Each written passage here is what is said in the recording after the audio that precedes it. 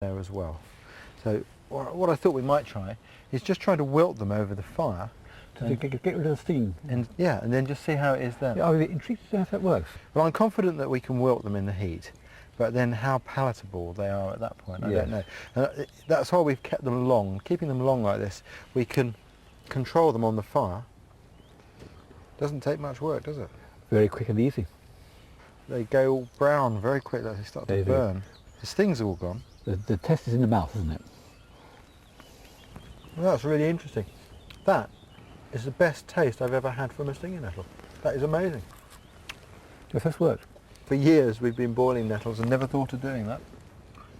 So maybe that is how our ancestors used stinging nettles for food. You don't need any cooking utensils at all. No need for a cooking pot. And no washing up. I like it even more. And they're stuffed full of vitamins, especially C and E, plus iron and magnesium, which all stay intact as the heat oxidizes the formic acid of the stings. All in all, an abundant toastable snack.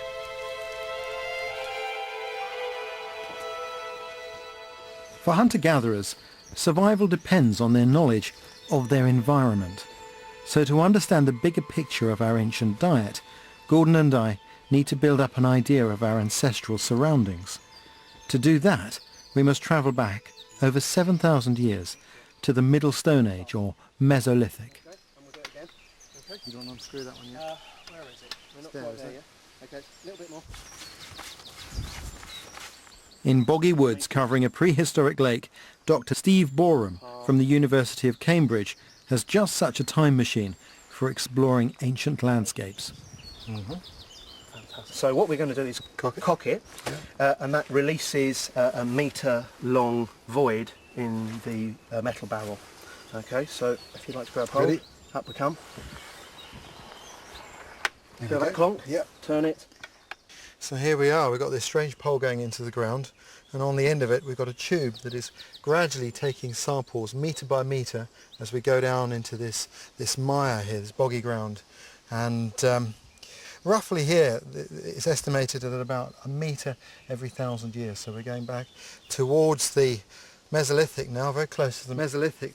We're already into the period of farming in Britain, and it's quite exciting. Although we're not going to see a great deal other than mud, we will at least be touching mud from that period that we're interested in. I think that's quite evocative, really.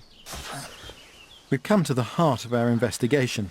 We're about to touch the plants of our past. It's a unique experience. Well, I'm going to bring it horizontal, Ray, if you can catch it. That's the one. Very good. Okay. Down in the Mesolithic.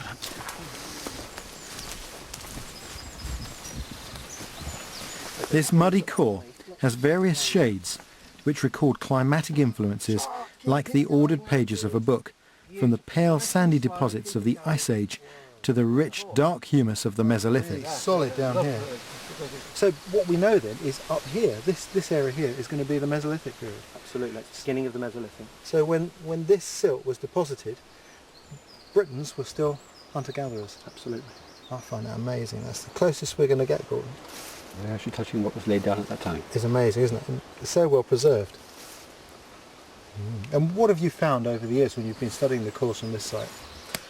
If you're lucky, particularly on the edge of this site, you can actually come up with a hazelnut from the Mesolithic in a core like this, and that's a fantastic moment when you split the core open and there's the remains of a plant, perhaps a leaf or a seed or a bud scale from a plant that grew 5, 6, 7, 8,000 years ago. That's amazing.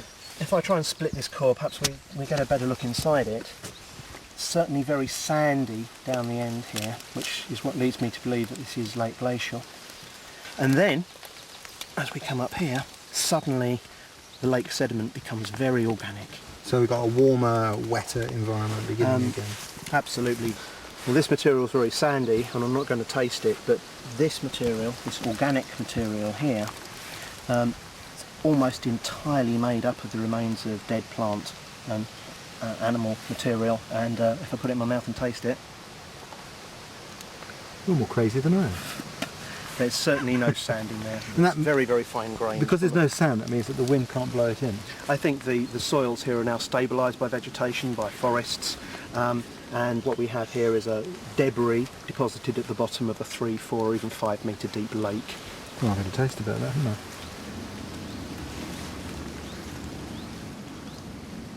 No sand at all. It's clay, but it's very smooth. Very smooth. Very pasty. It's incredible. We're eating plant matter from the Mesolithic, stuff most archaeologists sift and brush away. That'll probably be the weirdest thing we eat in this series. It's very smooth. These are plants our hunter-gatherer ancestors knew, and their identities, in the form of pollen grains, thousands of years old, yet still intact, can be extracted from the core.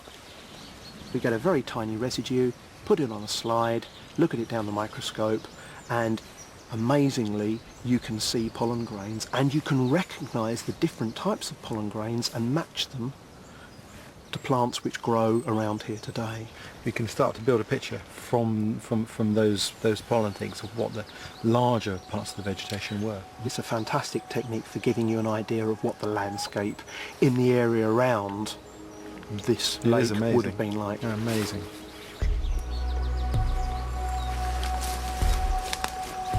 Pollen core samples from across Britain tell us that there were several trees which dominated wetland edges as the climate warmed.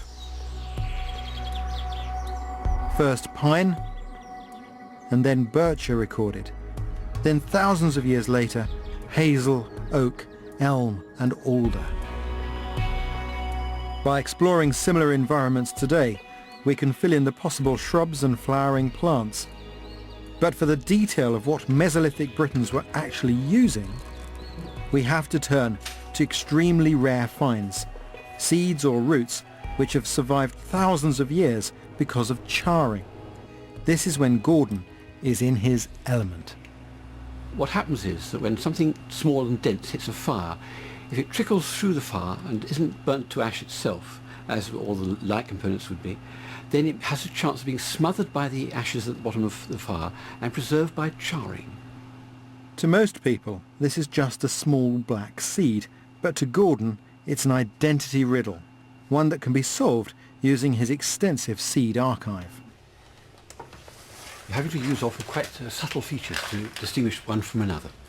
And you have no hope of doing this except by comparing them very closely under the microscope with modern equivalents. Gordon's built this up over 30 years of gathering, and without this amazing collection, our study of ancient wild foods would be impossible. What we have here under the microscope now are some of these rare remains from a Mesolithic site, a hunter-gatherer site, called Mount Sandal in Northern Ireland. The pattern of cells at the upper end here of this seed is diagnostic of the white water lily.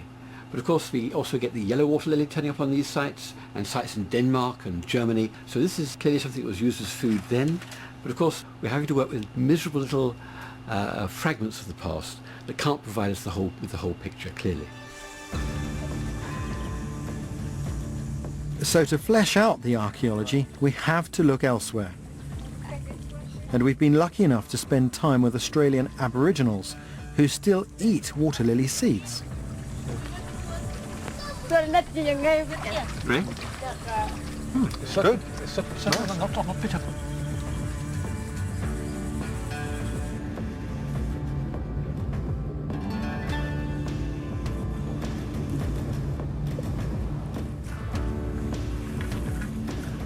Their knowledge, along with accounts of other hunter-gatherers, give us an insight into how our ancestors may have eaten our native water lilies. At the end of the day, though, it comes down to trying them at home.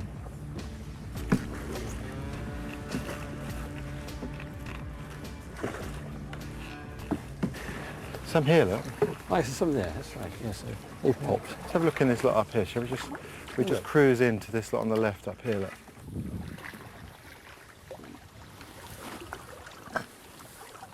This has got to be one of the prettiest plants that we're interested in.